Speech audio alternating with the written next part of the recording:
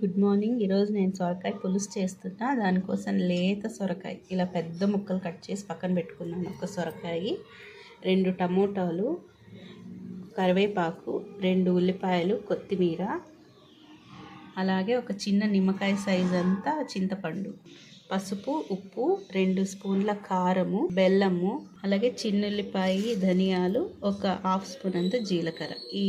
వీటిని మాత్రం మిక్సీకి వేసుకోవాలి. చూసారు కదా ఏమేమి ఇంగ్రీడియంట్స్ తీసుకున్నానో. ఇప్పుడు పులుసు రెడీ చేసుకుందాం. ఒక గిన్నె పెట్టేసుకున్నానండి. ఇందులో ఇప్పుడు 2 స్పూన్ల ఆయిల్ వేస్తున్నా.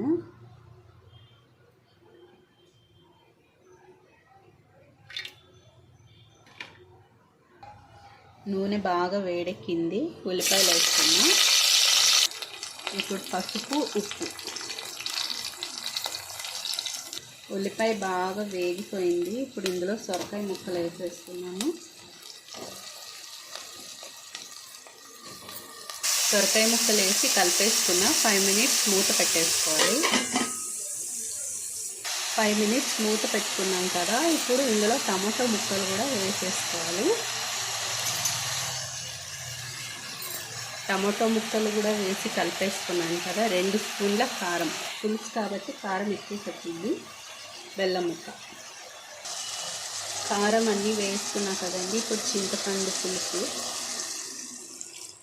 ఎక్కువ అవసరం లేదు. టమాటో కూడా వేసింటాం కాబట్టి కొంచెం తక్కువగానే చింతపండు వేసుకోవాలి. మనకు ఎంత క్వాంటిటీ కావాలో అంత వాటర్ వేసుకోవచ్చు. ఇంకొంచెం వాటర్ వేస్తాను, ఇంకో సగం గ్లాసు.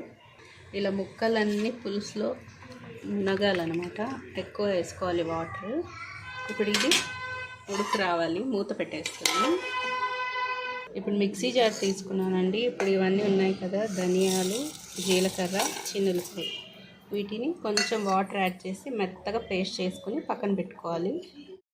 అయితే ఉడికిపోయిందండి. ఇప్పుడు దీన్ని మెత్తగా పేస్ట్ చేసుకున్న నీళ్ళు వేసుకుని ఈ పేస్ట్ని ఇప్పుడు పులుసులో వేసేసుకోవాలి. లాస్ట్లో వేసుకోవాలి. పులుసు అంతా ఉడికిపోయిన తర్వాతనే వేసుకోవాలి ఈ పేస్ట్. ఆ పేస్ట్ వేయడం వల్ల చాలా స్మెల్ చాలా బాగుంటుంది. ఫ్లేవర్ అయితే స్మెల్ చాలా బాగుంటుంది. టేస్ట్ అదిరిపోతుంది. ఇప్పుడు దీన్ని కొంచెం సేపు మూత పెట్టేయాలి.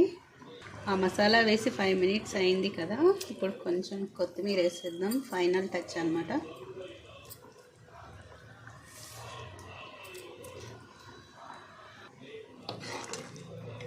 ముక్కలు కూడా బాగా ఉడికిపోయాయండి. ఇంకా పెద్ద ముక్కలు వేస్తారు. నేను కొంచెం చిన్నగానే కట్ చేసా.